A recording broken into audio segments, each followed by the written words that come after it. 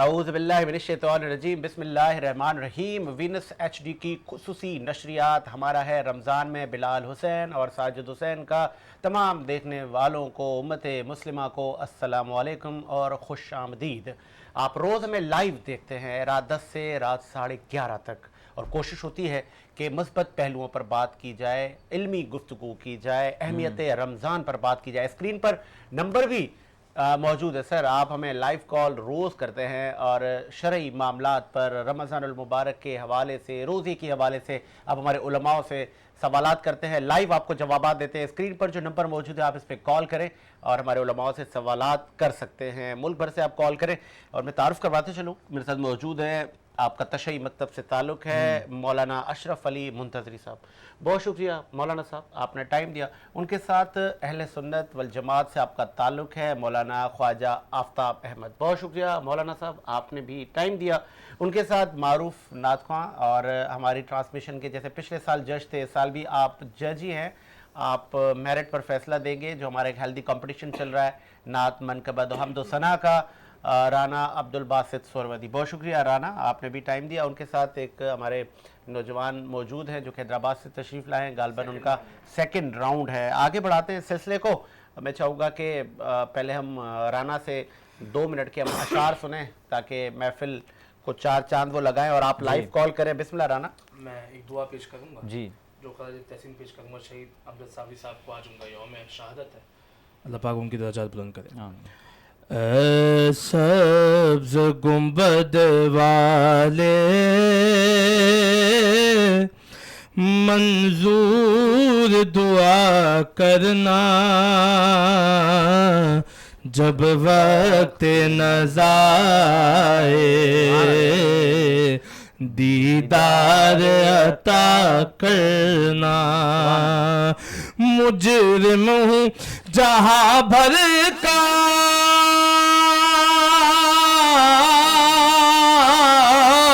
महशर में भरम रखना, रुसवाए ज़माना कमली में छुपा लेना, रुसवाए ज़माना दोज़ख से बचा लेना। मंजूर दुआ मेरी ऐ नूर खुदा करना, जब वक्त नज़ाए दीदार अता करना। काबिल गौश मैं कब्र अंधेरी में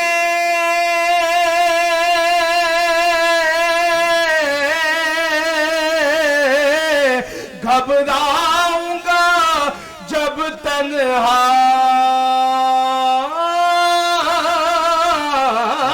मैं कब्र अंधेरी में घबराऊंगा जब तन्हा, इमदाद मेरी करने आ जाना रसूल अल्लाह। अगर तुम न सुनोगे तो मेरी कौन सुनेगा, करम तुम न करोगे तो करम कौन करेगा। मैं कब्र अंधेरी में घबराऊंगा जब तन्हा, इमदाद मेरी करने आ जाना रसूल अल्लाह। रोशन मेरी तुरबत को लिल्लाह ज़रा करना, जब वक्त नज़ाए दीदार अता करना। माशाल्लाह जी, माशाल्लाह, अल्लाह, सुभान अल्लाह। और आप लाइव कॉल कर सकते हैं, हमारी ट्रांसमिशन में आप शरीक हों, इस ट्रांसमिशन का हिस्सा बने। आगे बढ़ाते हैं सर सिलसिले को। और हम गुज़िश्ता प्रोग्रामों में हमने बात की थी शान अहले बैत पर, और हमने बात की थी शान सहाबा पर। मज़ीद आगे बढ़ते हैं, हम फ़तेह मक्का पर भी बात करते हैं, फ़जीलत मौलाए कायनात हज़रत अली उल मुर्तज़ा की फ़जीलत पर भी हम बात करते हैं। आगे चंद रोज़ बाद उनकी शहादत का सिलसिला है, फिर हम मज़ीद उनकी शहादत कैसे हुई, किन मुहर्रकात और कौन लोग इसमें शामिल थे, उस पर भी हम बात करेंगे। ख्वाजा आफ्ताब साहब, मैं चाहूँगा पहले आप फ़जीलत अली और फ़तेह मक्का।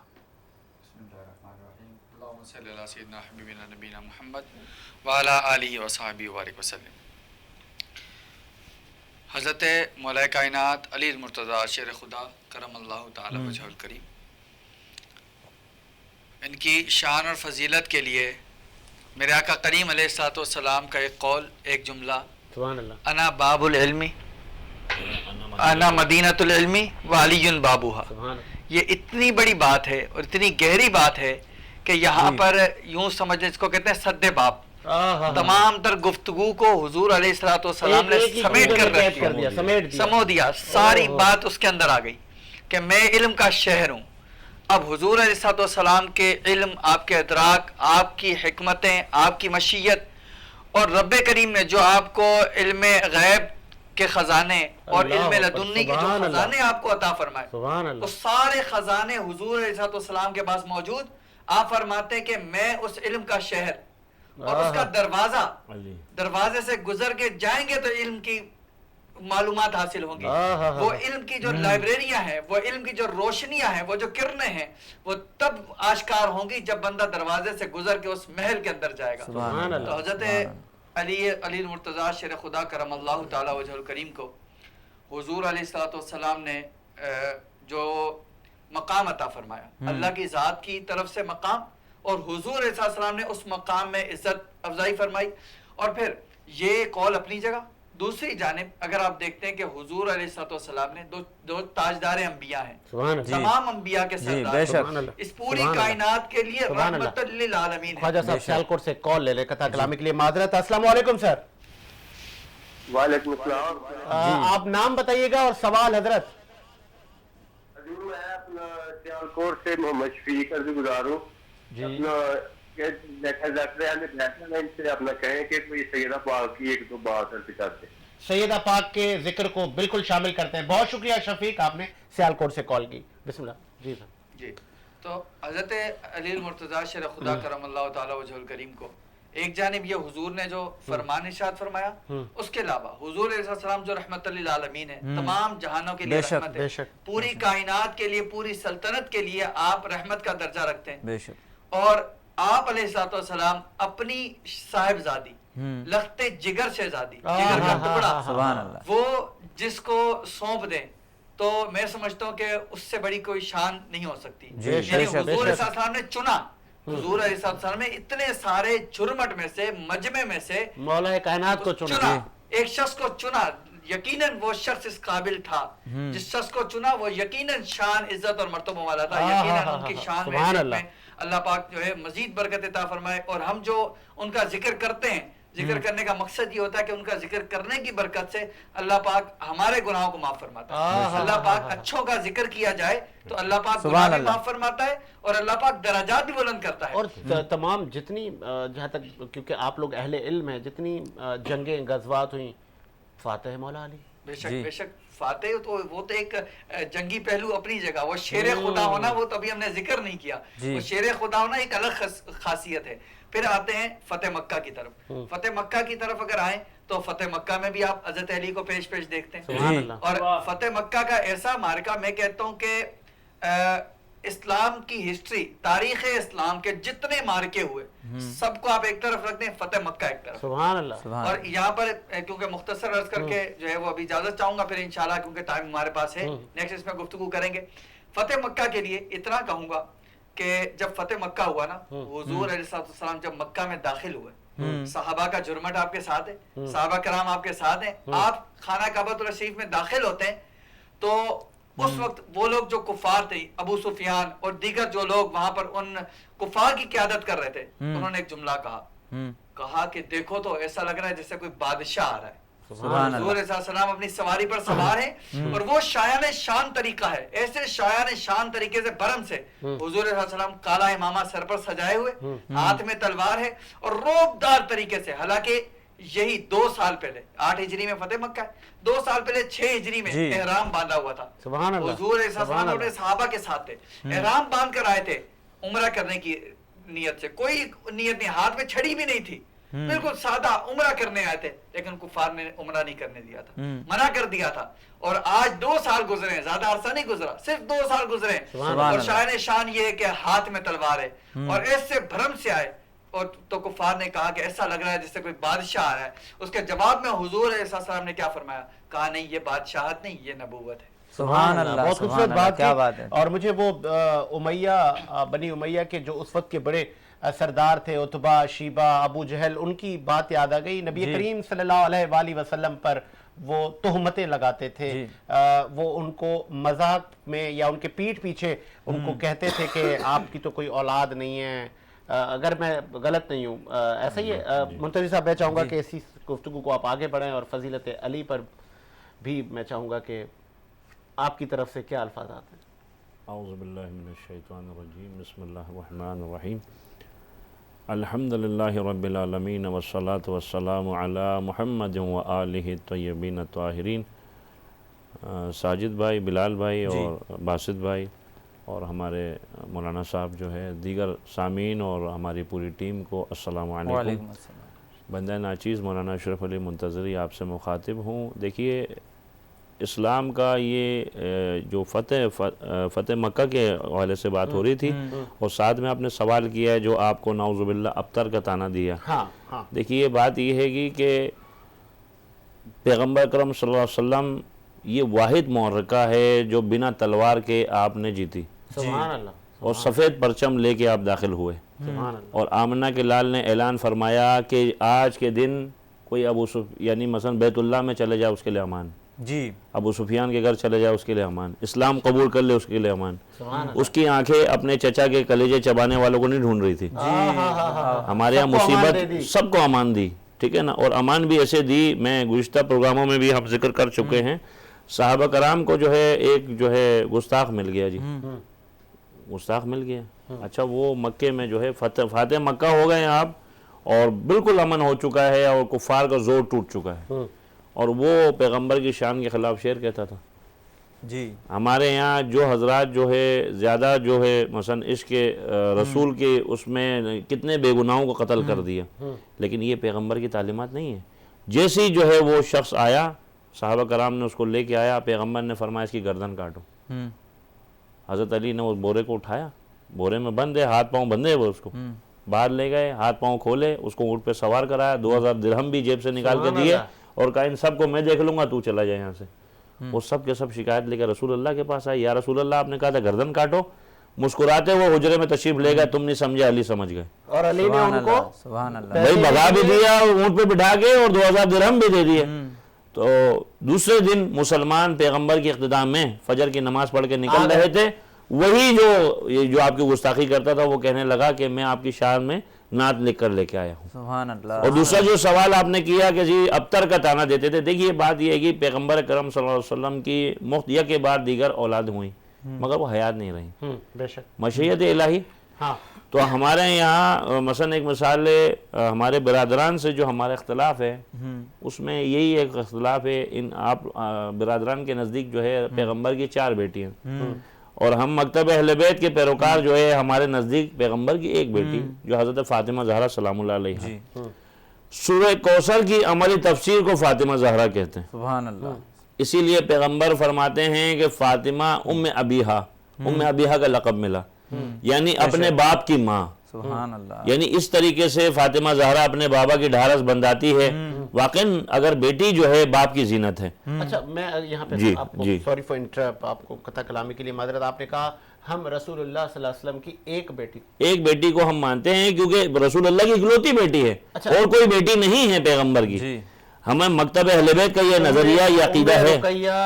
سرکار میں عرض کر رہا ہوں, برادران اہل سنت کے نزدیک 4 بیٹیاں ہیں, اور اہل تشیع کے نزدیک جو ہے ایک بیٹی ہے جو حضرت فاطمہ زہرا سلام اللہ علیہ ہیں. یہ بنیادی شیعہ سنی میں وہ ہے مثلا نظریات ہیں, ٹھیک ہے نا. تو یہاں پہ ہم اپنا اپنا موقف پیش کرنے کے لیے بیٹھے ہیں. جی جی. تو کہنے کا مقصد یہ ہے گا کہ اگر مثال دے رہا ہوں, اگر وہ مزید بھی بیٹیاں تھیں پیغمبر کی تو ان کی بھی کوئی اولادیں ہوں گی, ان کا تذکرہ کیوں نہیں کرتے؟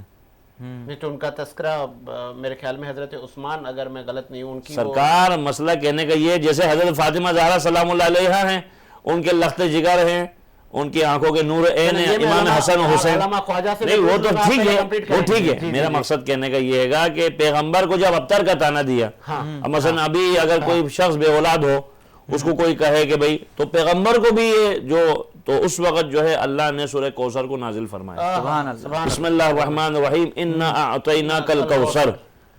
اب یہاں پر کوثر سے مراد علماء نے لیا صاحب, کوثر سے مراد جو ہے حوض کوثر کا پانی, بعض نے کوثر سے مراد جو ہے مثلا لیا, لیکن حقیقت میں آپ کو کثرت نسل عطا کی گئی. اے حبیب ہم نے تمہیں کثرت نسل عطا کی, ٹھیک ہے. تفسیر بالرائے کرنا حرام ہے. تفسیر بالرائے یعنی اپنی مرضی و منشا سے جو ہے تفسیر بالرائے کرنا, یہ علماء اسلام کا متفقہ ہے, ٹھیک ہے. جی. تو آج پوری کائنات کے اندر آپ دیکھیں کوئی چپا ایسا نہیں جہاں پہ نسل سادات نہیں. جو رسول کو ابتر کا تانا دے رہے تھے ان کو قیامت تک کے لیے ان کی زبانوں پر تالے لگائے پروردگار عالم نے سورہ کوثر کا نزول فرمایا. سبحان اللہ. اب میں چاہوں گا مولانا صاحب آپ اس پر روشنی ڈالیں نبی کریم صلی اللہ علیہ وسلم کی اولاد پر.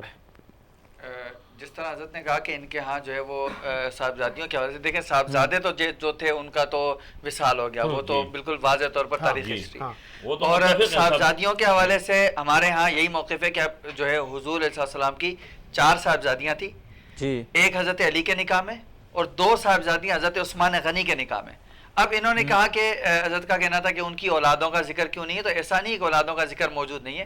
حضرت حضور صاحب کی جو صاحبزادیاں جو ہم اگر بیان کر رہے ہیں تو ہم ایسا نہیں ہے کہ ہم نے اپنے باپ دادا سے سنا ہے, وہ بھی انہی کتب تاریخ کی جو کتب ہیں وہاں سے بالکل واضح طور پر اس کو ذکر کیا گیا ہے, ہم انہی روایات کو لے کر بیان کرتے ہیں. اب یہ ہے کہ وہ جو صاحبزادیاں تھیں, اب اگر یہ کہیں گے کہ امام حسن اور امام حسین حسنین کریمین کی وجہ سے حضرت پاک سیدہ فاطمہ الزہرا رضی اللہ تعالیٰ کی جو 2 اولاد تھی حضرت امام حسن اور امام حسین, ان کی وجہ سے ان کی شہرت زیادہ ہوئی, تو حضرت علی کی وجہ سے حضرت فاطمہ الزہرا یہ نسب جو تھا نا, یہ نسب زیادہ عروج پا گیا, کیونکہ دونوں جانب جو رشتہ پایا نا, ایک جانب جو حضرت علی کے ہیں, حضرت علی بھی پنجتن میں داخل, حضرت سیدہ فاطمہ الزہرا بھی پنجتن میں داخل, اور جو امام حسن اور حسین تھے یہ مطلب وہ ہاشمی نسب ہے, آل علی ہے, بالکل بالکل, اس لیے ان کا منصب کچھ اور ہے. اچھا باقی جو صاحبزادیاں ہیں, میں چاہوں گا ان کا کوئی اولاد یا وہ کس کے عقد میں تھی؟ اور مولانا صاحب کیا وہ جو باقی اولاد ہے نبی کریم صلی اللہ علیہ وسلم کی, کیا وہ بھی اہل بیت میں شمار ہے یا صرف مولا علی حضرت علی کی اولاد صرف اہل بیت میں جو ہے نا, جو نسب اہل بیت کا بتایا گیا اس میں یہ کہا گیا کہ جو 5 تن بتایا نا, 5 تن, یہ 5 تن جو ہے نا, 5 تن یہ ہیں اہل بیت, مطلب اہل بیت میں صرف یہ ہیں, ٹھیک ہے. ان کی نسل سے جو ہوں گے, ان کی آل سے جو ہوں گے, ان کو اہل بیت میں شمار کیا جائے گا, ٹھیک ہے. تو ان کی آل میں سے ذکر کر دیا گیا کہ ان کی آل میں سے امام حسن حسین, یہ سب ان کی آل میں سے. میں یہاں روکوں گا سر, سوری خطا کلامی کے لیے معذرت. لاہور سے ایک کال ہے, شامل کر لیتے ہیں. السلام علیکم.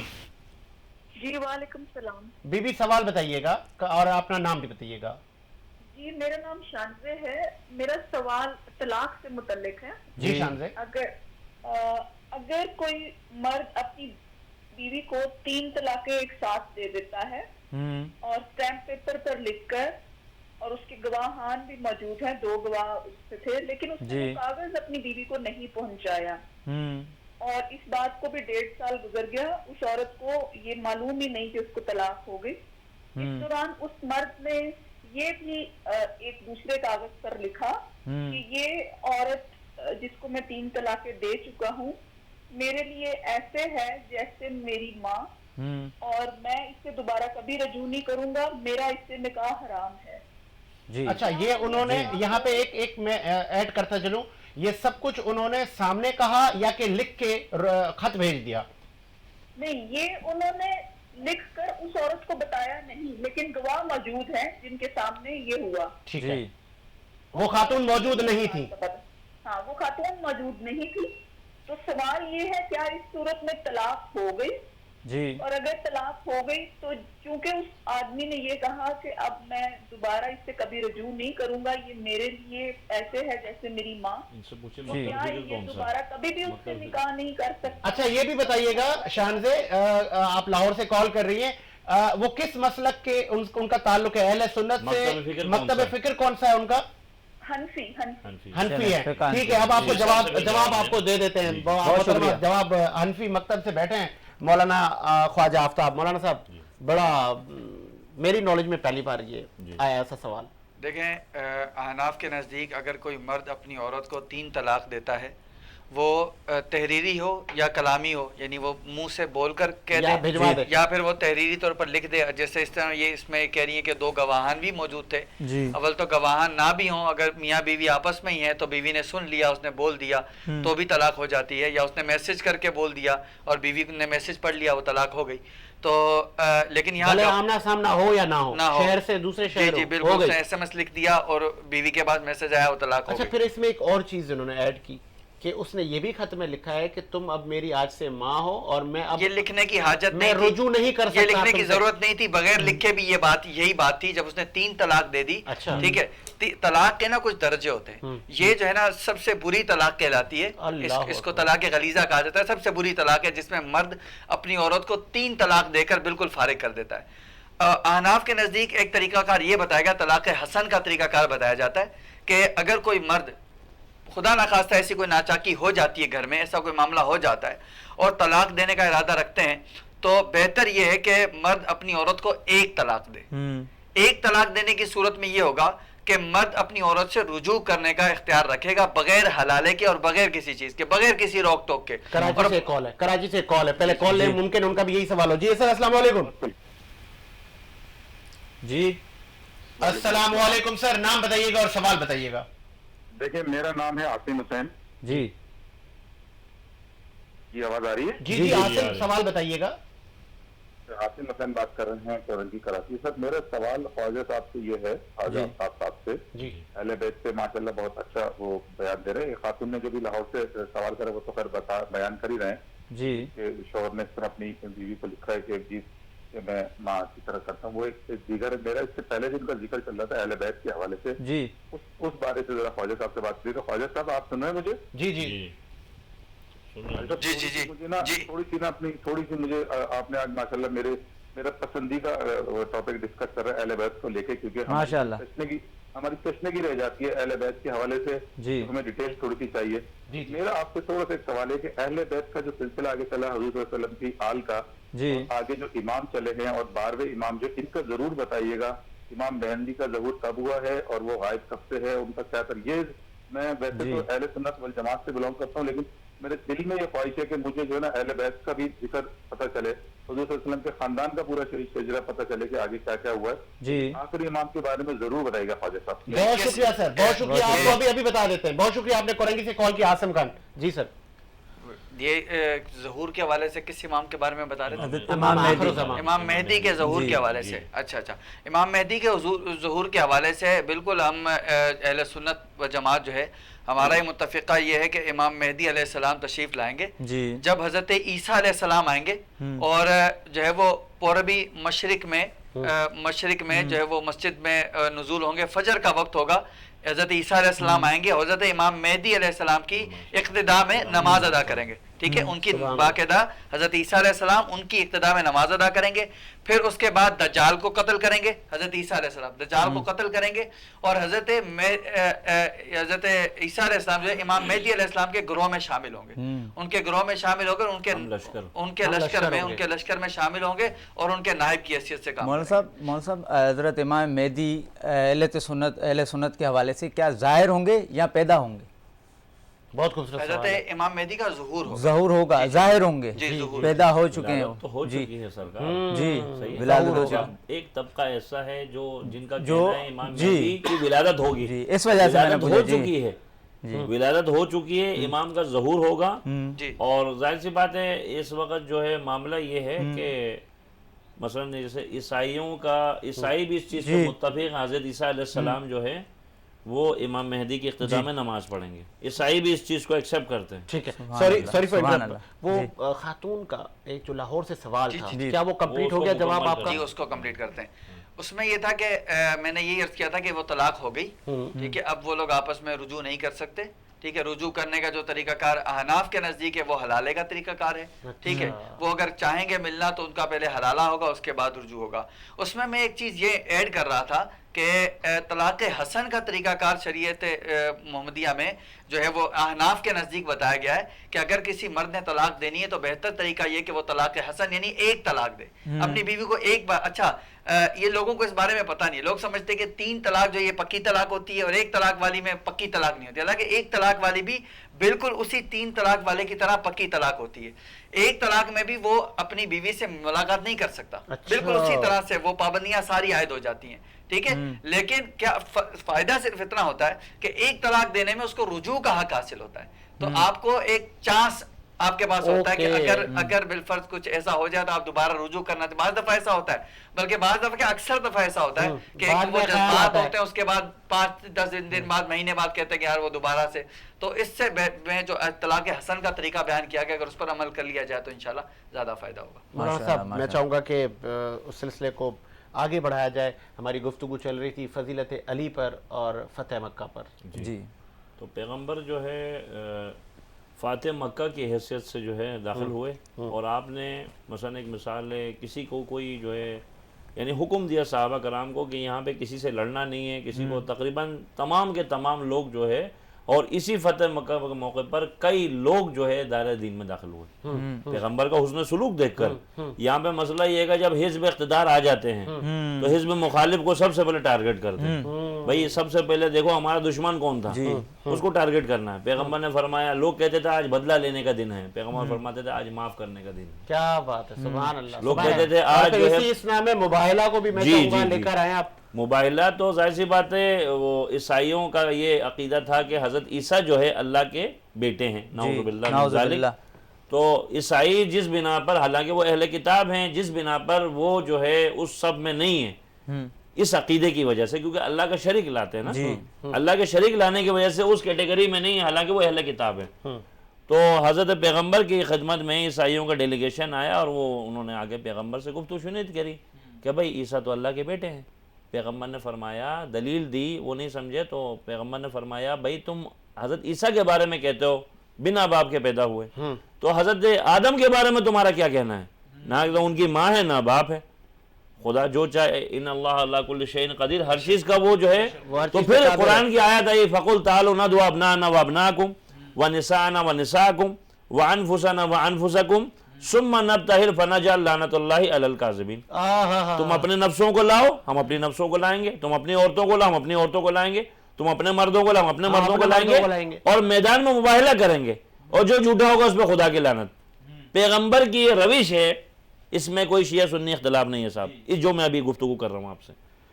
پیغمبر کی روش ہے, ہر جنگ میں سب کو لے کے جاتے تھے, چاہے وہ تلوار چلائے یا نہ چلائے. اچھا جب مال غنیمت ملتا تھا سب کو ملتا تھا, چاہے وہ جنگ میں لڑنے کے لیے جائے یا صرف شریک ہو, صحیح, اس کو بھی مال غنیمت ملتا تھا.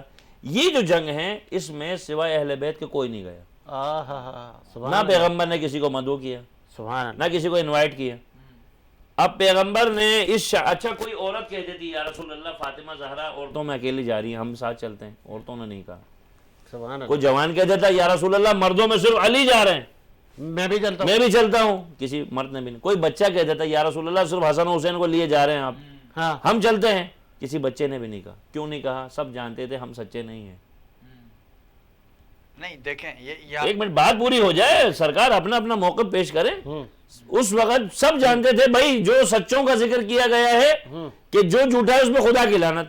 پیغمبر اس شان سے چلے, آگے رسالت مآب صلی اللہ علیہ وسلم, گود میں حسین ہے, انگلی پکڑ کے حسن کو لیے جا رہے ہیں, اور ان کے پیغمبر کے بالکل پیچھے حضرت فاطمہ زہرا سلام اللہ علیہا ہے, اور اس کے بعد پیچھے مولا علی علیہ السلام.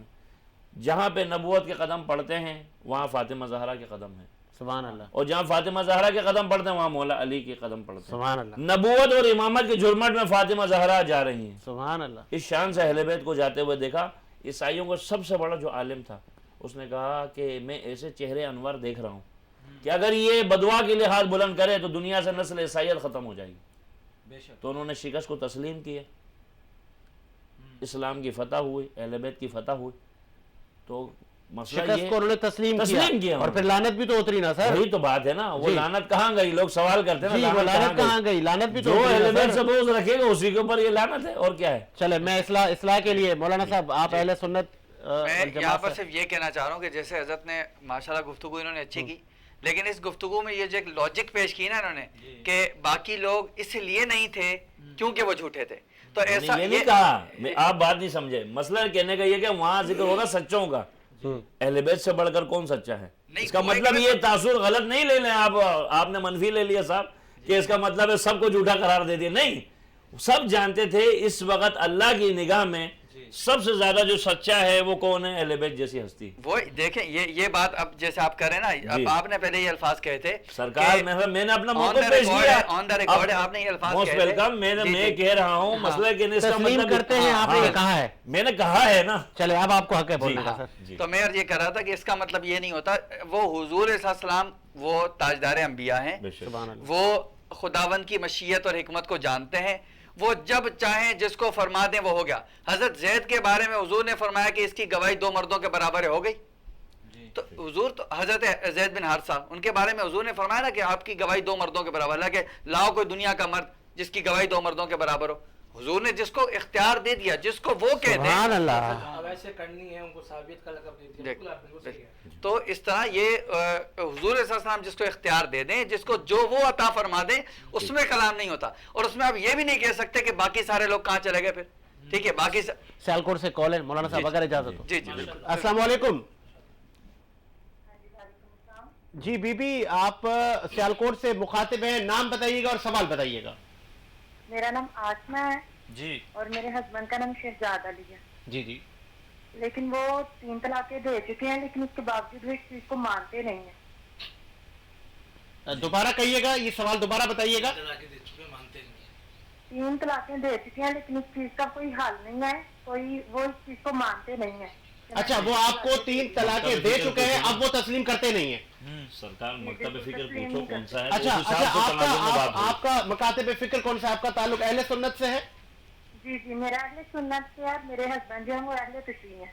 آپ کے ہسبینڈ اہل تشیع ہیں, تو بڑا یہ آپ کا جو بڑا حساس سوال ہے, اور دونوں مکاتب فکر یہاں موجود ہے, آپ غور سے یہ جواب سنیں. بہت شکریہ آپ کا.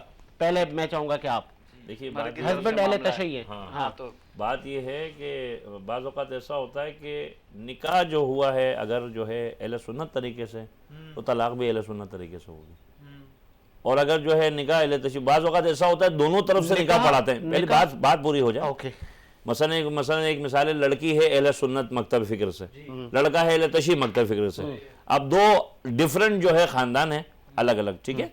اب مثلا وہ چاہ رہے ہیں کہ اپنے نقطہ نظر سے مثلا عالم دین سے پڑھائیں, اور یہ جو فیملی چاہ رہی ہے یہ اپنے نقطہ نظر سے عالم دین سے پڑھائیں, ٹھیک ہے. تو اس صورت میں کیا ہوتا ہے, وہ کہتے ہیں ٹھیک ہے بھائی ایسا کرو, ایک نکاح جو ہے ان سے پڑھا لو, ایک نکاح ان سے پڑھا لو. 2 نکاح ہوتا ہے سرکار, بات سنیں نا. اچھا, ایسا ہوتا ہے. اچھا, جب یہ طلاق کا معاملہ جو ہوتا ہے, اب چونکہ فقہ جعفریہ میں تو ایسا ہے کہ جس طرح 3 دفعہ طلاق کہہ دیا, یا جیسے ابھی برادر نے ذکر کیا مولانا صاحب نے کہ پروردگار ان کو خوش رکھے, انہوں نے جو ہے نا اپنا نقطہ نظر پیش کیا. طلاق کے حوالے سے ہمارا موضوع چل رہا ہے, اپنے اپنے نقطہ نظر بات کر رہے ہیں, اپنے اپنے فقہ کے حساب سے.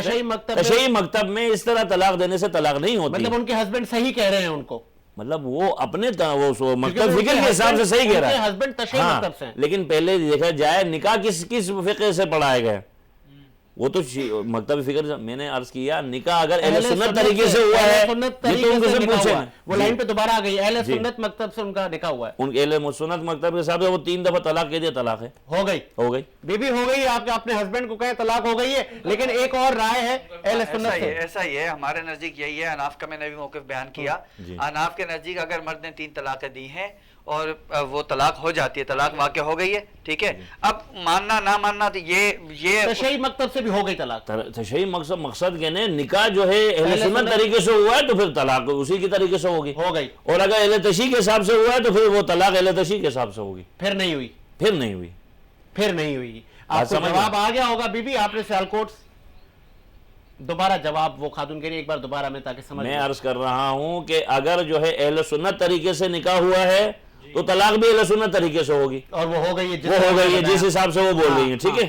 لیکن اگر اہل تشیع حساب سے جو ہے فقہ جعفری کے حساب سے اگر صیغہ پڑھا گیا ہے نکاح کا تو طلاق بھی پھر فقہ جعفری کے حساب سے ہوگا. یہ ہے طریقہ. اور فقہ جعفریہ یہ کہتا ہے کہ اگر 3 بار طلاق دے دی جائے اور پھر دوبارہ رجوع کیا جائے تو وہ کر سکتے ہیں. وہ کر سکتے ہیں، لیکن مسئلہ یہ ہے کہ اب یہ تو اہل سنت طریقے سے ہوا نا سلسلہ. اوکے، آپ کا جواب آ گیا. مولانا صاحب آپ بھی میں چاہوں گا اس پہ روشنی ڈالیں. 3 طلاقیں دے دی ہیں ہسبینڈ نے، اب دوبارہ وہ رجوع کرنا چاہ رہا ہے تو نہیں کر سکتا، راستہ بند، اب حلالہ ہوگا. حلالہ اس کے لیے رجوع کا مانتے ہی نہیں ہے نا، وہ کہہ رہے میں نے سرکار ماننے والے کو تو لوگ اللہ کو بھی نہیں مانتے، اس کا کیا کریں. نہ ماننا یہ کوئی حل نہیں ہے. دیکھیں خاتون ظاہر سی بات کہہ رہی ہیں، اب اس میں جو ہے وہ مذاکرہ طلاق دیکھا جائے کہ خاتون جب کہہ رہی ہیں ظاہر سی بات ہوش آواز میں انہوں نے سنے الفاظ اور اقرار کر رہی ہیں. دیکھیں بار بار وہ کہہ رہی ہیں اور چینل پر آ کر اتنے پوچھ رہی ہے تو اس کا مطلب واقعی سیریس معاملہ ہے. یہ تو احمقانہ حرکت ہو گئی نا، اس کو 3 طلاقیں بھی دے دی گئی ہیں اور وہ شخص مانتا بھی نہیں ہے، تو اس پہ واضح کریں، اس میں نہ بیوی کو بتائیں کہ طلاق ہو چکی ہے. نہ ماننے کا کوئی احتمال نہیں ہے، اس کا کوئی نہ کوئی حاجت ہے شریعت کو اس کی کہ آپ نہیں مانتے تو شریعت آپ کے لیے حکم چینج کرے گی. جو حکم ہے جو ہے اسلوب ہیں جو آج سے نہیں سالوں سے چلتے آ رہے ہیں، تو جو اس کے مطابق جو ہے وہ طلاق ہو چکی ہے. اب یہ خاتون اس ہسبینڈ پر حرام ہے. جی بالکل ایسا ہی ہے. جی ایسا ہی. ابھی سنیں ایک چیز وضاحت کر دوں میں. اہل سنت اور ہمارا جو ہے بنیادی جو اختلاف ہے حلالہ کے اوپر، کیونکہ طلاق کا موضوع ہم ابھی چل رہا ہے اور سوالات ہوئے ہیں ہم سے، تو وہ یہ ہے گا کہ برادران کے نزدیک جو ہے ایسا ہے کہ طلاق ہو گئی، اس کے بعد اگر رجوع کرنا چاہے 3 طلاق دینے کے بعد تو کیا کرنا پڑے گا؟ حلالہ کرنا پڑے گا. ہمارے یہاں جیسے ایک مثال ہے، بندے نے طلاق دی، طلاق دینے کے بعد جو ہے ابھی عدت کے دوران جو ہے وہ رجوع کرے 3 مہینے کے دوران، 3 مہینے کے دوران رجوع کر لے تو پھر وہ اس میں کوئی مسئلہ نہیں ہے، نکاح پڑھنا نہیں پڑے گا. بات پوری سنیں نا، تو اس میں جو ہے وہ بندہ اس کو اپنے نکاح میں لا سکتا ہے، مطلب اس میں نکاح پڑھنے کی ضرورت نہیں ہے. وہ جیسے ایک مثال ہے رجوع وہ کرے گا، ٹھیک ہے. مثلا وہ عدت کے دوران گزر گیا، اس کے بعد اگر نکاح میں لانا چاہے تو نکاح کر کے لا سکتا ہے. یہ ایک دفعہ طلاق ہو گئی، ایک دفعہ طلاق ہوگا. ہاں نکاح پڑھنا پڑے گا، سن لیجیے، ایک دفعہ طلاق ہو گئی. اس کے بعد بندے نے پھر دوسری دفعہ اسی طرح کیا، 3 دفعہ طلاق دینے کے بعد 3 دفعہ طلاق دینے کے بعد اب اگر وہ یہ کام کرتا ہے تو حلالہ ہے فقہ جعفریہ کے حساب سے، ٹھیک ہے. لیکن میں سمجھتا ہوں کوئی سائیکو بندہ ہوگا جو یہ کام کرے گا.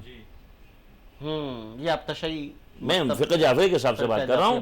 کوئی سائیکو بندہ ہوگا جو مثلا 3 دفعہ بیوی کو طلاق دے گا اور 3 دفعہ پھر نکاح میں لائے گا اور اس کے بعد پھر طلاق دے گا اور اس کے بعد پھر لانا چاہے گا، تو اب وہ کہتے ہیں کہ فقہ جعفری کے حساب سے کہ صاحب اب حلالہ کرنا پڑے گا. صحیح، یہ میں اپنا موقع صحیح. چلے آ گیا. حنفیوں کے نزدیک بیوی طلاق ہو گئی ہے. چلے آپ سیکنڈ راؤنڈ میں پڑھنے ہیں، 2 منٹ ہیں بیٹا، 1 منٹ آپ رکیں. جی بیبی بتائیے. جی بتائیے، آڈیو بڑھائے پلیز. جی خاتون، ابھی یہ جو مسئلہ بتا رہے تھے نا کہ اگر کوئی بندہ ہوگا جس نے یہ 3 دفعہ بولا ہوگا بیوی کو اور اس کے بعد 3 مہینے ہماری صلح رہی ہے، اس کے بعد پھر وہ منا کے مجھے لے آتے تھے، اس کے بعد پھر طلاق دے دینی، لڑائی جھگڑا ہونا، پھر طلاق دے دینی، پھر منا کے لے آتے تھے، یعنی کہ 2 مہینے کے اندر. تو اس مسئلے پہ میں کہتی ہوں آپ روشنی ڈالیں. اور ابھی وہ آپ کے ساتھ ہی زندگی گزار رہے ہیں؟ ہاں جی میرے ساتھ ہی ہیں، کیونکہ ان کے گھر والے بھی اس چیز پہ روشنی نہیں ڈالتے.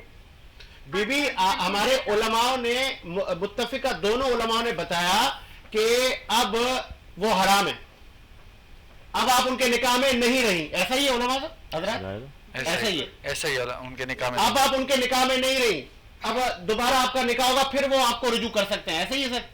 ٹھیک ہے، آپ کو ممکن ہے آپ کو جواب مل گیا ہوگا. بہت شکریہ آپ کا، آپ نے سیالکوٹ سے کال کی. جی بسم اللہ.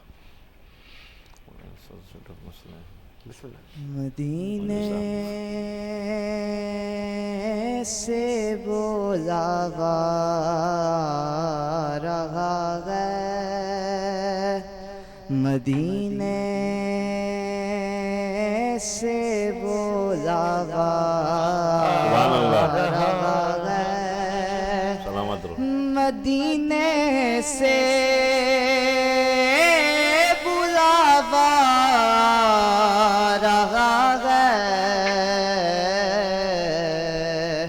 میرا دل مجھ سے پہلے جا رہا ہے، میرا دل مجھ سے پہلے جا رہا ہے، اور یہاں مرضی نہیں چلتی کسی کی، یہاں مرضی نہیں چلتی کسی کی، مدینے والا ہی بلوا رہا ہے، مدینے والا ہی بلوا بہت شکریہ آپ کا ماشاءاللہ۔ رانا صاحب سیکنڈ راؤنڈ تھا یہ، کیا یہ آگے جا رہے ہیں ہمارے ساتھ؟ انہوں نے ماشاءاللہ بہت اچھی مجموعی کارکردگی ان کی اچھی تھی، مگر تھوڑے لفظ تھے جو یہ ٹھہر کے پڑھ رہے تھے جو ہمیں جلدی پڑھنے چاہیے تھے، کیونکہ اب یہ کال ہمارے پاس آئی تھی تو انہوں نے کہا تھا سیدہ پاک کا ذکر کریں، تو اسی کلام میں ان کا ایک شعر پر میں پیش کر دوں، اور یہ ہمارے ساتھ آگے جا رہے ہیں ماشاءاللہ، یہ ہمارے ساتھ آگے یہ چکی سیدہ کی چل رہی ہے، یہ چکی فاطمہ کی چل رہی ہے، زمانہ جتنا لنگر کھارا۔ بہت شکریہ، آپ نے بہت خوبصورت بات کی، اور میں چاہوں گا کیونکہ آج دو تین کالیں اور 2-3 جگہوں سے اسی طلاق جو کہ اللہ کی نظر میں بہت ہی برا فعل ہے، اس حوالے سے کال آئی، تو میں دونوں علماء سے چاہوں گا کہ اس پہ روشنی ڈالے، تو پھر ہم اختتام کی طرف جائیں۔ پہلے میں آپ کی طرف آؤں گا، منتظر صاحب، یہ کیوں ریشو بڑھتا جا رہا ہے؟ وجہ کیا ہے کہ اس برے عمل سے گزر رہی ہے امت مسلمہ، اور ان کا اس کو کمی کیسے لائی جائے اس چیز میں؟ ہم پہلے بھی اس موضوع پہ گفتگو کر چکے ہیں، عدم برداشت۔ دیکھیے شادی جو ہے جو ہے نا افراد کے درمیان ایک رشتہ ہے، شریعت مقدسہ میں اسلام میں یہی ہے کہ جی نکاح جو ہے ایک ایسا مثلا عمل ہے کہ جس کی بنا پر جو ہے نا ہم لباس ہو جاتے ہیں میاں بیوی، ٹھیک ہے؟ اچھا شادی ہو گئی، شادی کے بعد ایک دوسرے کے حقوق کا تحفظ کرنا دونوں کی ذمہ داری ہے، صرف مرد کی ذمہ داری نہیں، عورت کی بھی ذمہ داری ہے۔ میں اکثر یہ کہتا رہتا ہوں، اور یعنی اللہ نے عورت کے اندر ایک ایسی کشش رکھی ہے، عورت کے اندر اللہ نے، کہ عورت جو ہے گھر میں مرد آئے، اس نے صرف کچھ نہیں کرنا، مسکرا کے استقبال کر لے مرد کی ساری تھکن مینٹلی طور سے، ٹھیک ہے؟ یہاں پہ معاملہ یہ ہے گا، بعض صاحبان کا نظریہ یا ان کے ذہن میں یہ ہے کہ ہم شادی کر کے نہیں لائے، گویا بھیڑ بکری خرید کے لائے، لا کے گھر میں قیدی بنا دیا، اس کو پابندی لگا دی کہ جی آپ کہیں نہیں جاؤ گی، نہ ماں باپ سے ملنا ہے، نہ بہن بھائیوں سے ملنا ہے۔ یہ جو ابھی ریشو طلاق کا جو بڑھ رہا ہے، اور ابھی ایسے کیسز بھی ہمارے پاس آتے ہیں جس میں جو ہے لوگ جو ہے اپنی بیویوں پر تشدد کرتے ہیں، ٹارچر کرتے ہیں۔ میرے پاس ابھی ایک طلاق کا کیس آیا ہوا ہے کہ جس کے اندر جو ہے لڑکی کے بقول کو 8 سال شادی کو ہو گئے، اور وہ لڑکا جو ہے اس کو ذہنی ٹارچر کرتا ہے، اور یقین مانے ایسے ایسے کیس ہیں کہ جس میں بندہ صبح طلاق دیتا ہے، شام کو کہتا ہے ہمارے تو طلاق ایسے نہیں ہوتی۔ ایسی کال تھی یہ جو جیسے کال آئی نا، میں عرض کر رہا ہوں یہاں ہے ایسے ایسے لوگ۔ بات یہ ہے کہ دیکھیے پیغمبر، ہاں ظاہر سی بات ہے، پہلی بات تو یہ ہے کہ میں سمجھتا ہوں کوئی بھی پیرنٹس ہے شادی سے پہلے جو ہے لڑکا لڑکی دونوں کا میڈیکل چیک اپ کرائیں، ہر لحاظ سے، مطلب میڈیکلی انفٹ ہیں یا نہیں ہے، اس میں کہ کسی کی زندگی تباہ نہیں ہو۔ دیکھیے کسی کا بھائی ہو، کسی کا بیٹا ہو، یا کسی کی بیٹی ہو، یا کسی کی بہن ہو، صحیح بات، سب کی عزت ہے نا۔ تو شادی جو ہے 2 خاندانوں کی عزت کا بھی معاملہ ہے۔ یہ 2 افراد، دیکھو پہلے یہ جوائنٹ فیملی سسٹم بہت اچھا تھا، جوائنٹ فیملی میں کسی کی حق تلفی نہیں ہوتی تھی۔ آج جو طلاق کا ریشو بڑھ رہا ہے، ایک تو یہ ہے کہ عدم تحفظ کا شکار ہے صاحب۔ وہ مثلا ایک مثال ہے، شادی کر کے تو شادی تو کر لی، اچھا شادی کے شروع دنوں میں بہت اچھے دن گزرتے ہیں، مہینہ گزرتا ہے تو پتہ چلتا ہے لڑکا کام ہی نہیں کرتا۔ ایک طلاق کی وجوہات یہ، لڑکا کام نہیں کرتا صاحب، لڑکا بے روزگار ہے، اور شادی سے پہلے بتایا گیا تھا بھائی یہ تو بہت اچھا روزگار ہے اس کے پاس، یہ ایک مسئلہ ہے۔ دوسری بات یہ ہے کہ لڑکا جو ہے اس کی جو ایکٹیویٹی اچھی نہیں ہے، یہ دوسری وجوہات ہے طلاق کی۔ تیسری وجوہات یہ ہے کہ لڑکا کیا کرتا ہے کہ وہ اپنے گھر والوں کی زیادہ سائڈ لے رہا ہے، اور لڑکی کو ہر وہ کام کرنے کو کہتا ہے جو کہ حالانکہ لڑکی کو نہیں کرنا چاہیے۔ یعنی گویا ایک ملازمہ سے بدتر سلوک کرتے ہیں، تو پھر لڑکی پھر تصور کرتی ہے کہ بھائی اس گھر میں میرا ممکن نہیں ہے رہنا، پھر وہ طلاق کی جانب سوچتی ہے، یا پھر وہ کیا کرتی ہے، اپنے آپ کو ختم کرتی ہے، یا اپنے آپ کو جلائے گی، اپنے آپ کو ختم کرے گی۔ بات یہ ہے اسی طریقے سے طلاق کو اگر بچانا ہے تو میں سمجھتا ہوں، جب کبھی میں نے مثال دے رہا ہوں آپ کو اس طریقے سے، پھر اس کے بعد آپ برادر سے بھی سوال کریں، کوئی بھی سوسائٹی کا فرد ہے، مثلا میں باپ ہوں، بھائی ہوں، کبھی بھی اگر میری بہن سے یا میری بیٹی یا کسی کا کوئی مسئلہ ہے تو ایک دم میں لپک کے نہیں جاؤں، مسئلے میں نہیں کودوں بنا پیروشوٹ کے، میں پہلے مسئلے کو دیکھوں، بھائی آیا میری بیٹی کی غلطی ہے، میرے بیٹے کی غلطی ہے، تھوڑا سا میں دل پہ پتھر رکھوں، تھوڑی دیر کی محبت جو ہے آپ کی بہن، ہاں تھوڑی دیر کی جو ہے آپ کی جو محبت ہے نا، یہ جو ہے آپ کی بیٹی اور بہن کا گھر تباہ کر دیتی۔ تھوڑی دیر کی محبت کیسے کہ جیسے مثال ہے بھائی لاوالی سے کیا ہم بیٹھے ہیں، تو اس طریقے سے جب کمنٹس ہوتے تھے کہ بات یہ کہ جب لڑکی کو ودا کر رہے ہیں، لڑکی کے سر پہ ہاتھ رکھا، بیٹا اب تیرا جنازہ گھر میں آنا چاہیے، پہلے یہ باپ کرتے تھے، ماں کرتی تھی، تو لڑکی کی ذہن میں ہوتا تھا بھائی میرا تو ٹھکانہ جو ہے وہ شوہر کا گھر ہے، اس کے ساتھ ہی میں نے مینج کرنا ہے۔ آج موبائل فون دے دیتے ہیں ہاتھ میں، اگر کوئی مسئلہ ہو ہمیں رابطہ کر لینا، اب لڑکی کے پاس شیلٹر موجود ہے، ہر بات میں وہ ماں کو فون کرے گی، جی میرے ساتھ تو ایسا ہو رہا ہے، میرے ساتھ تو ایسا ہو رہا ہے، تو مجھے بتائیں پھر کیا ہوتا ہے، پھر وہ معاملات خراب ہونے کی طرف ہوتے ہیں۔ لڑکی کو بھی کم سے کم ایسی آپ کاؤنسلنگ کریں کہ بھائی شوہر کے گھر میں تم نے، اس کے ماں باپ تمہارے ماں باپ، اس کے بہن بھائی تمہارے بہن بھائی، تو پھر یہ سسٹم بچتا ہے۔ لڑکی کو بھی چاہیے، لڑکی کو بھی چاہیے، یعنی دونوں فیملیز کی ذمہ داری ہے۔ دیکھیے بات یہ کہ ہر جگہ پہ لڑکی غلط نہیں ہے، ہر جگہ پہ لڑکا بھی غلط نہیں ہے۔ ابھی معاملہ یہاں بگڑنے کی ایک وجہ یہ بھی ہے کہ صاحب لڑکے سے وہ تقاضا کر رہے ہیں۔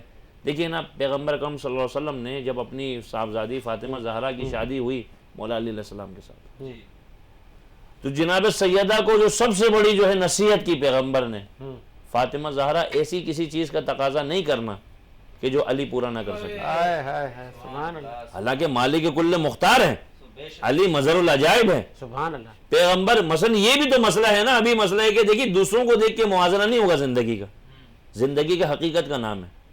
کہتے ہیں نا گھر کے حالات اگر خراب ہونا تو محبت گھر کی کھڑکی دروازے سے باہر نکل جاتی۔ یہ موسمی بخار ہوتا ہے، شادی ہوتی ہے نا، موسمی بخار ہے، جب حقیقت زندگی میں قدم رکھتے ہیں تو اچھے اچھوں کا بخار اتر جاتا۔ کیا بات ہے، سمجھ خواجہ صاحب میں چاہوں گا آپ اس پہ روشنی ڈالیں تو پھر ہم اختتام کی طرف جائیں۔ جی اس موضوع پر میں یہاں پر یہ بھی کہنا چاہوں گا کہ جب ہمارے رشتے ہوتے ہیں نا، ہمارے یہاں جب رشتہ ازواج کی تیاریاں ہوتی ہیں، جب بات چیت شروع ہوتی ہے، تو یہ پہلے اگر آپ ہم بڑے بوڑھوں سے سنتے ہیں تو پہلے پرکھا جاتا تھا، بڑا دیکھا جاتا تھا، لڑکی والے جو ہے وہ لڑکے کی مکمل طور پر معلومات لیا کرتے تھے، اور لڑکے والے لڑکی والوں کے ہاں اڑوس پڑوس میں جا کر معلومات لیا کرتے تھے، مطلب طریقے سے، ایسا نہیں کہ جا کے ڈائریکٹ پوچھیں گے، ایک طریقے سے حکمت عملی سے جو ہے وہ طریقہ کار سے معلومات۔ جیسے حضرت نے کہا کہ بھئی وہ شادی تو ہو گئی، پہلے پتہ چلا کہ بھئی یہ تو بہت بڑا کماتا ہے، بہت یہ بڑے سرخ باغات ہیں، اور جب شادی ہو گئی پتہ چلا کہ اس کے بعد تو چونی کوڑی نہیں ہے، یہ تو جو ہے نا وہ کرائے کے مکان میں رہتا ہے اور جو ہے نا کما کے تو کچھ لاتا نہیں ہے، تو پھر وہ معاملات خراب ہونے لگے۔ تو یہی اگر پہلے تحقیقات کر لی جاتی، یہ ساری چیزیں پہلے دیکھ لی جاتی تو شاید آسان تھا۔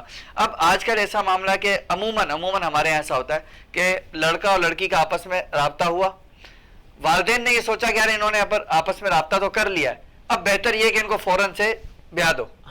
والدین نے تھوڑی سی یہاں پر عقل مندی دکھانی تھی کہ پہلے اس کا بیک گراؤنڈ سارا چیک اپ کرنا تھا، خاص طور پہ لڑکی والوں پر زیادہ ذمہ داری آئی ہے اس کی کہ لڑکے کا بیک گراؤنڈ زیادہ اچھے طریقے سے چیک کر کے آنا ہے، کہ اس کو دیکھ لینا ہے کہ واقعی کماتا ہے کچھ، جو بھی معاملات اپنے جو ہے انداز کے مطابق۔ پھر شریعت مطالعہ نے ایک بڑا پیارا معاملہ رکھا ہے، کفو کا بڑا پیارا معاملہ شریعت مطالعہ نے رکھا ہے کہ کفو دیکھا جائے کہ لڑکی والے اور لڑکے والے آپس میں تمام تر حیثیت میں برابر ہوں، اس لیے شریعت نے بڑی کسی وجہ سے یہ باتیں بیان کی ہیں۔ بعض دفعہ ایسا ہوتا ہے کہ لڑکی ہوتی ہے امیر گھرانے کی اور لڑکا ہوتا ہے کسی بہت غریب گھرانے کا، شادی ہو گئی، اب لڑکی مینج کیسے کرے گی؟ وہ پیزے برگر کھانے والی ہے، اس کو تو جو ہے وہ 10,000 سے کم والا سوٹ ہی نہیں چاہیے، ٹھیک ہے؟ اب وہ جب اس غریب کے گھر میں آئی ہے، اس کی تنخواہ 20,000 روپے، وہ 20,000 روپے تنخواہ میں سے کیسے 10,000 روپے والا سوٹ دلائے گا؟ مشکل ہو جائے گی۔ تو شریعت نے جو کفو کا بیان کیا ہے یہاں اس کو بہت غور کرنا چاہیے۔ کفو میں شادیاں ہوں گی تو انشاءاللہ ایسا معاملہ نہیں ہوگا۔ نکاح کو بھی تو آسان کرنا چاہیے نا حضرت؟ جی نکاح کو بالکل آسان کرنا چاہیے، لیکن اسٹیٹس کو میں نکاح مشکل کر دیا گیا ہے کہ یار اب لڑکے کو نکاح کرنا ہے تو اس نے جی شادی حال بھی بک کرنا ہے, بینکوٹ ہونا چاہیے کم از کم, اور جہیز پہ بھی تھوڑی روشنی ڈال دی. ہاں بالکل. دیکھیں یہاں پھر وہی بات آ جائے گی کفر کی.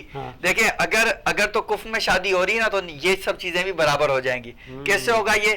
اب ظاہر بات ہے جب دونوں برابری والے نا تو وہ مینج کر لیں گے. لڑکا بھی غریب ہے, لڑکی بھی غریب ہے, ان کو پتا ہے کہ ہم نے اپنی چادر دیکھ کر پاؤں پھیلانا ہے, مینج کرنا. ٹھیک ہے.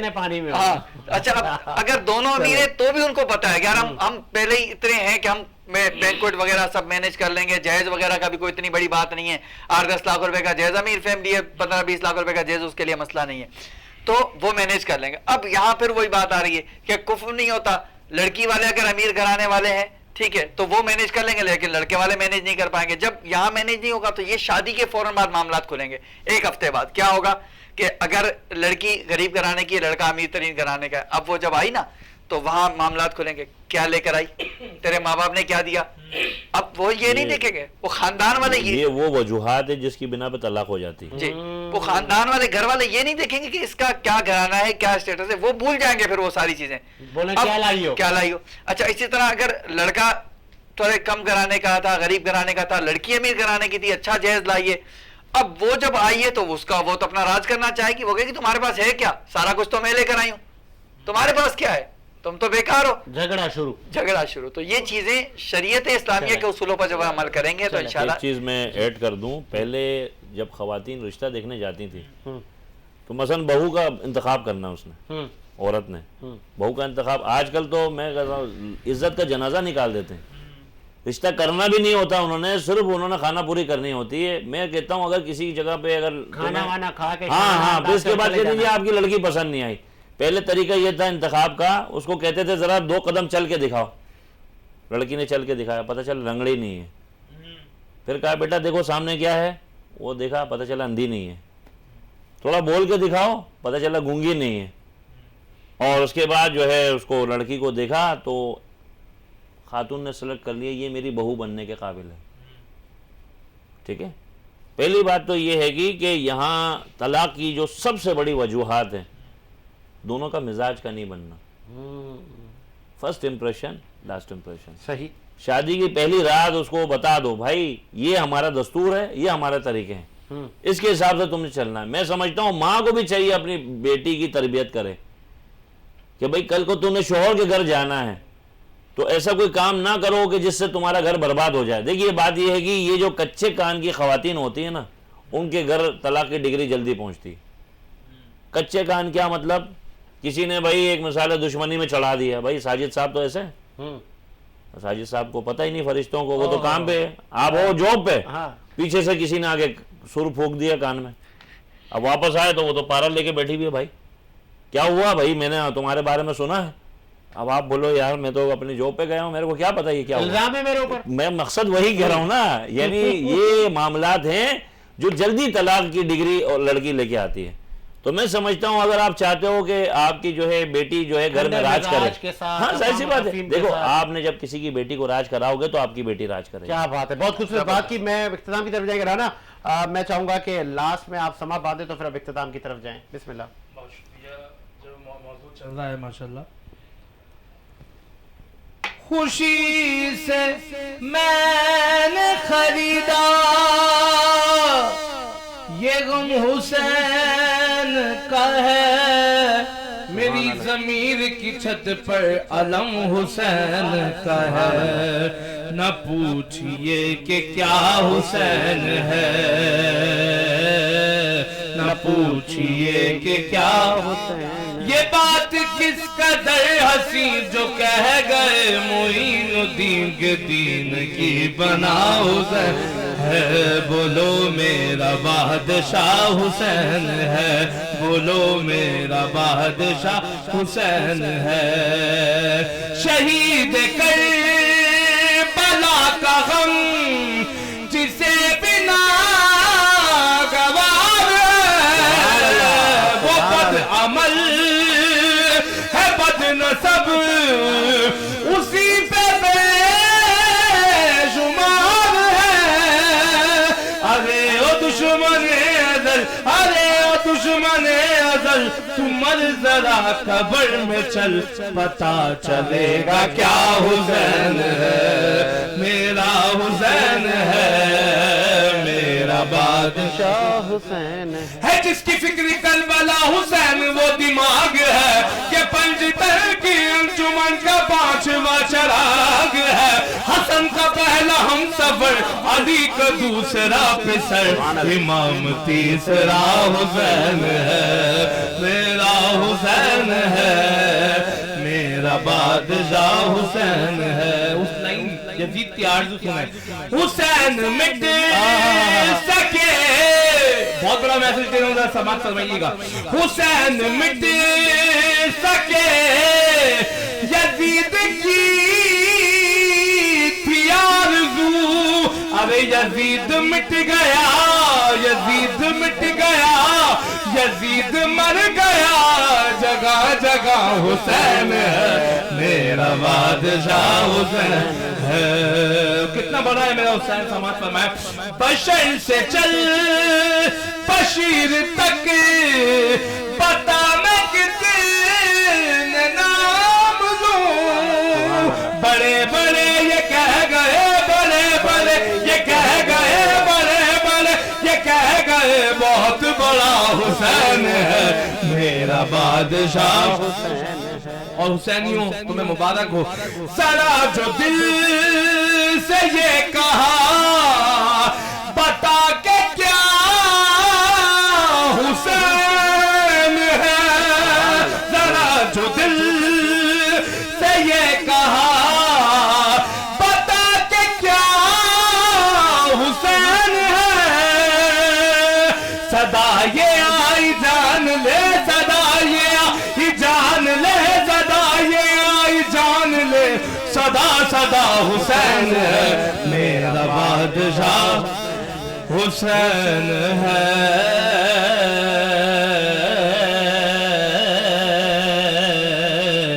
या हुसैन है। माशाल्लाह जी, बहुत शुक्रिया। और अब्दुल राना बासित सोरवदी साहब, और आज तक के लिए इतना ही। आपसे मुलाकात होगी कल रात 10 बजे। मुझे बिलाल हुसैन को इजाज़त दीजिए। अल्लाह हाफ़िज़।